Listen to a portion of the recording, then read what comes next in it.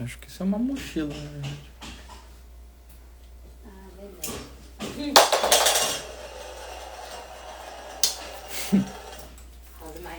Bom dia. Muito bem, bom dia. Vamos lá. Muito bom dia. Bem-vindos. Mais um dia de lives. 17 lives já. Aliás, 16, né? Esta é a 17ª. Muito bem, estamos na 17ª live. Bom dia, Kelly. Muito bem, então. Vamos lá. Vamos começar, né? Bom dia, meu bem. Bom dia, TT. Bom dia, Rosinha. Bom dia. Bom dia. Bom dia, tartaruga. Bom dia, mamãe. Quem mais? Tava falando um monte de bom dia. Um monte de bom dia. Tá bom. Então vamos lá. Muito bem. Então, hoje seguimos com a nossa sequência. Obrigado, meu bem. Com a nossa sequência de aulas sobre a teologia do corpo. De fato, ontem nós começamos a falar sobre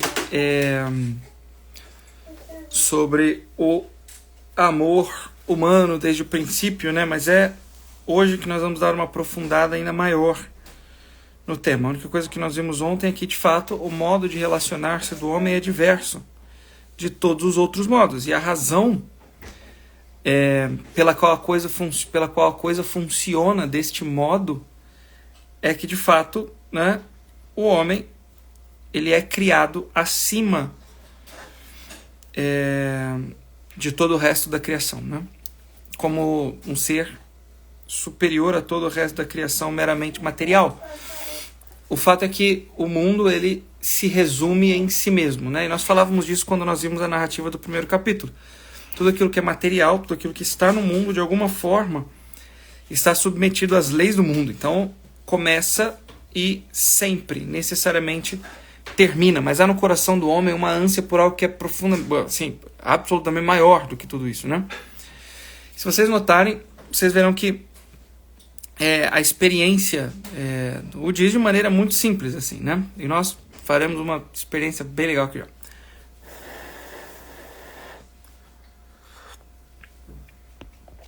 Vamos lá, né? É o seguinte. Quando nós... se nós pensarmos um pouquinho aqui... Vamos lá, me acompanhe aqui por um instante, hein? Por um instante. Nós veremos o seguinte, que... Vejam só.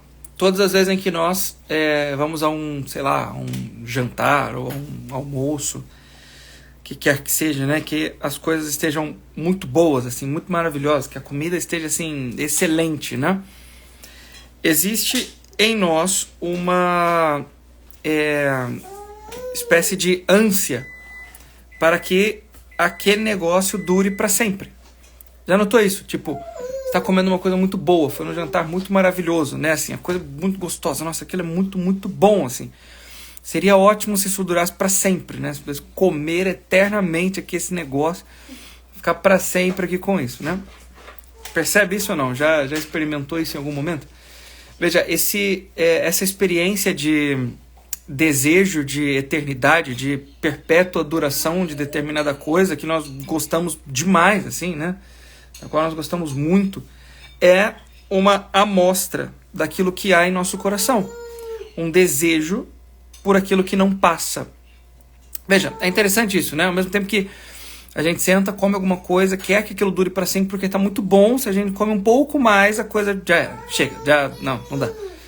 Agora já foi demais, eu não quero ver isso aqui na minha frente nunca mais. Aí a gente exagera mais uma vez, né? Eu queria que isso durasse para sempre. Depois que come, eu queria que isso acabasse, não comesse esse negócio nunca mais, né? seja, porque o exagero leva necessariamente a isso, né? Com as coisas materiais, tá certo? Aquilo que é material não é capaz de corresponder com essa ânsia, com esse desejo que existe no nosso coração por algo que seja perene, por algo que seja perpétuo, que dure para sempre, né? Vejam, todas as vezes em que nós, de fato, temos um desejo para que determinadas coisas durem para sempre, nós geralmente transferimos esse desejo para coisas que não duram, né? Então, olha para a vida como ela é, né? A nossa vida aí, o modo como ela vive, o modo como ela é vivida, né? No fim das contas. Nós pegamos as coisas, olhamos para as coisas que nós temos, que nós possuímos, o modo como nós vivemos e etc e tal, ou os lugares que nós visitamos, e nós geralmente temos uma experiência interessante com essas coisas, né? É tipo, meu Deus, seria bom se... Que é, minha filha? Seria bom se isso durasse para sempre. Eu me lembro quando a gente visitou, a gente foi a Gramado, né? E, enfim, a gente teve uma experiência gastronômica fenomenal. A gente visitou a gente comeu num restaurante italiano. Meu Deus do céu, aquilo era muito bom. Nossa Senhora. Seria muito bom se aquilo durasse para sempre. De tão bom que era aquele negócio, né? Se pelo menos estivesse mais perto. Pelo menos estivesse mais perto. Era muito bom, muito bom. Você veja, mais uma vez, aí a gente passa por isso, né? Assim, de, puxa vida, eu desejo que esse negócio que é em si finito, que em si acaba, que isso dure para sempre, né? Ou mesmo a própria cidade, né? Assim, a cidade é muito boa, maravilhosa, vamos se mudar para cá, né? Pronto, a gente vai morar aqui, acabou, vamos para cá. Ou seja, mais uma experiência com algo que é meramente material, mas que nós atribuímos a ela de algum modo, a essa experiência, né? Jogamos nela, assim, né? Olhamos para ela sob uma perspectiva de perenidade, né? De durabilidade. Ou seja, eu queria que isso aqui durasse para sempre, não queria que esse negócio acabasse, eu queria ficar aqui para sempre, né? Ou seja, essas experiências revelam o seguinte, notem, né? Que existe no coração do homem, tá certo? Um desejo por algo que dure para sempre, mesmo assim. Existe no coração de cada um de nós um desejo por algo que permaneça, que se perpetue, que dure para sempre, que esteja aí, né, ao longo do tempo, que não acabe jamais. Tá certo? Que não acabe jamais. E é assim, pelo simples fato de que nós fomos criados e recebemos, no ato da criação, um sopro divino. Nós recebemos um espírito. O que isso significa? Significa que nós temos em nós um aspecto, uma parte, que ela não é material, ou seja, que ela não está submetida às leis da matéria. O que é muito natural em relação aos seres materiais, que eles sejam finitos, que eles acabem, né? A gente usa uma palavra chique para isso, né? A contingência, ou seja, ela tende ao fim, a não necessidade, né? Dessas coisas. Tudo que é material é assim, é contingente, é não necessário, né?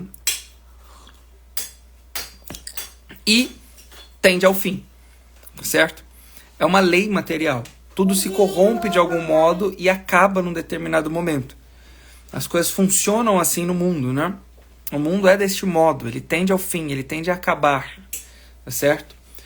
O ponto é que todas as vezes em que nós como que destinamos a uma coisa do mundo, a uma coisa material, a uma coisa aqui, né?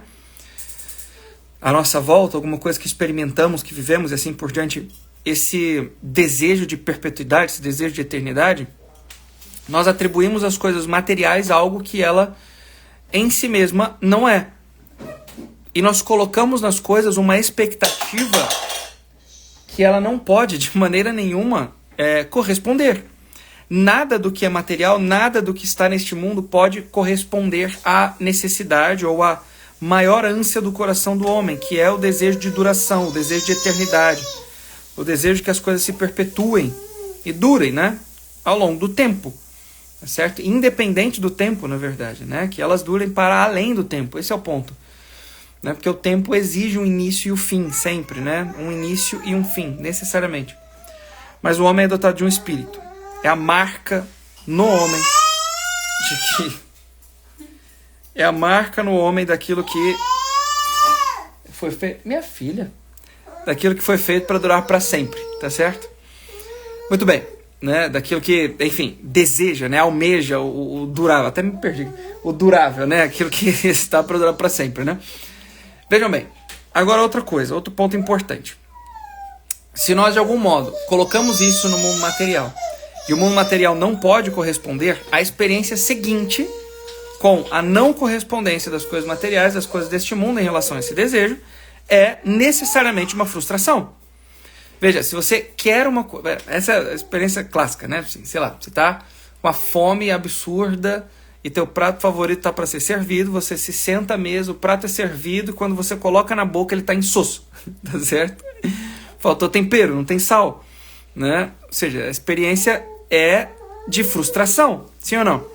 Né? Você coloca aquele negócio na boca e fala, quase que murcha, né? Do tipo, meu Deus, quebrou a minha expectativa, né? Isso é frustração. Ou seja, essa mesma frustração, ela está para todas as coisas do mundo nas quais nós despejamos o desejo de eternidade, porque elas vão acabar, né? Necessariamente vão acabar. Ou seja, tendo um espírito que deseja coisas que durem para sempre, nós necessariamente devemos olhar para estas coisas que vão durar para sempre, para algo que possua perpetuidade, porque não existe de maneira nenhuma um desejo que não possua um objeto correspondente. Se nós temos em nós o desejo das coisas que durem, um desejo pela perpetuidade de alguma coisa, né? Desejo por algo que seja perpétuo, que vá além da temporalidade, né? Que seja para além do mundo material, que dure de fato, né? Para além da experiência da comida que termina, para além da experiência da moradia com a qual a gente se acostuma, para além da viagem que também acaba, o que quer que seja nesse sentido, ou da própria vida aqui nesse mundo, né? Que também termina. Deve haver algo, um objeto próprio que corresponda necessariamente à nossa vida, à vida do espírito, tá certo? E estes são necessariamente os bens espirituais. A mais especificamente tá certo? TT, a sua mãe também, viu? A mais especificamente um objeto próprio, que é o mais forte de todos, que nós chamamos amor. A experiência do amor é a experiência com aquilo que é verdadeiramente durável, que se perpetua, que está para além da materialidade, tá certo?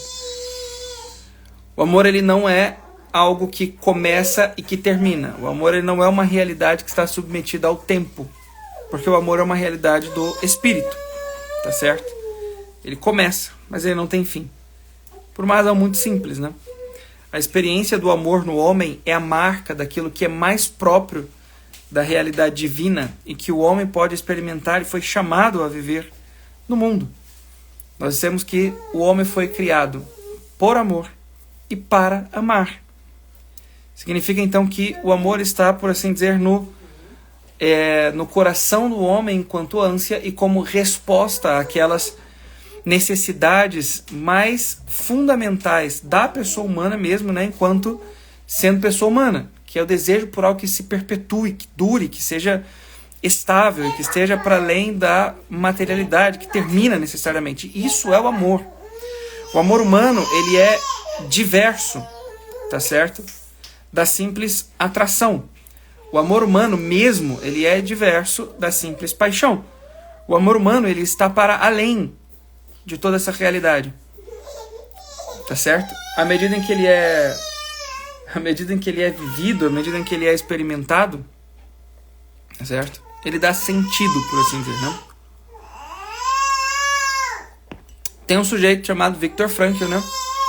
Que ele diz o seguinte,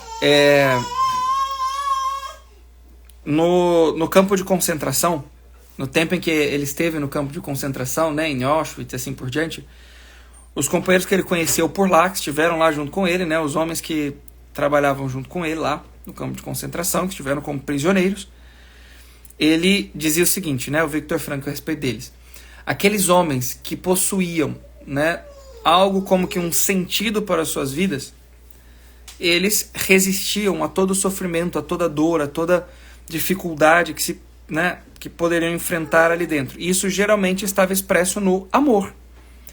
no amor a alguém, no amor a Deus, na religião e assim por diante, né? Essa realidade fazia com que os homens experimentassem um sentido para suas vidas. Algo que está além daquilo que começa e termina e assim por diante, né? Se nós estamos fechados necessariamente naquilo que começa e termina e esperando, né, na expectativa de que essas coisas correspondam a um desejo de perpetuidade, né, de durabilidade, nós necessariamente experimentaremos o quê? Uma frustração. E essa frustração nos levará a uma decepção para com a vida, por assim dizer. E a Viktor Frankl fala do vazio existencial, né? Que é a ausência de um sentido, ou o depósito em uma coisa que não pode corresponder àquilo que nós desejamos, né? Mas que é colocado lá pelo indivíduo, né? Pois bem, e aí então ele diz que o encontro com o amor, com uma pessoa, com religião e assim por diante, é aquilo que é necessário para que nós nos encontremos com necessariamente o sentido de nossas vidas, né? Porque o sentido está no amor. Porque a finalidade do homem é amar e ser amado. Tá certo? Chegou aqui uma pergunta que diz assim, né? Até mesmo no relacionamento? Sim, até mesmo no relacionamento. E aí vocês precisam se lembrar daquilo que eu disse ontem, né? Até mesmo no relacionamento com um adendo, assim, né? O amor experimentado no relacionamento, ele deve necessariamente passar pelo amor divino, por assim dizer. Ou seja, é Deus quem deve ser dado ao outro. Tá certo? A um e outro nesse sentido, né? Porque sem o amor mesmo não tem amor nenhum, né? Tá certo? É por aí que vai. Tá bom? Então, muito bem. Então, por hoje era isso que eu tinha para dizer para vocês. Eu vou... Ai, Jesus, essas crianças. Era isso que eu tinha para dizer para vocês hoje. Então, mais uma vez, vocês se lembrem, dia 26/6 nós teremos o aulão, tá certo? Eu vou divulgar o link já hoje, tá certo? Porque tá pronto, eu coloquei lá dentro já do curso uma aula fantástica, que eu gravei há algum tempo, tá certo? Ao vivo, assim, dei uma aula sobre o matrimônio. Tá muito boa, uma aula muito completa, tem quase 2 horas de aula, já tá lá dentro da plataforma, né? Onde eu vou dar aula ao vivo sobre, né, o princípio, tá certo? O nome é Aurora, né? Um olhar para o princípio. O valor R$ 9,90, bem simbólico, na verdade, né? Eu vou divulgar hoje o link e vocês, por favor, se inscrevam, estejam lá comigo, vai ser uma aula muito, muito boa. E de novo, já tem uma aula lá dentro, que veio como bônus, coloquei lá para vocês já tenham algo, né? Sobre o matrimônio, tá certo? Então, é isso. O link eu vou divulgar mais tarde, vou colocar nos stories ali para que vocês entrem, deem uma olhada, leiam e tal. Tá bom? Então, muito bem. Então, nos vemos amanhã para mais uma live, a live de número 18. Vocês fiquem com Deus, um abraço e até. Tchau, gente. Até mais.